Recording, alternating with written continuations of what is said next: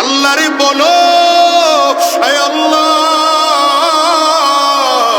গুনাহের কারণে তুমি আমার থেকে চোখ ফিরে নিও না।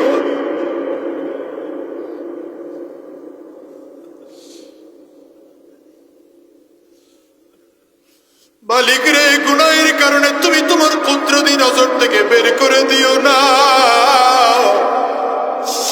একটা বারের জন্য কি সব মিলাইছো?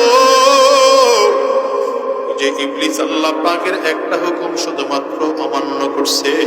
আদম আলাইহিস সালামকে আল্লাহ সাজদা করতে বলেছিলেন, ইবলিস সাজদা করে নাই। এজন্য আল্লাহ তাআলার রহমতি দরবার থেকে ইবলিসকে বের করে দিলেন। তোমার আমার জীবনে কত গুনাহ, কত গুনাহ, কত গুনাহ, আমার মালিক তো এরপরও রহমতি দরবার থেকে বের করে দেয় না।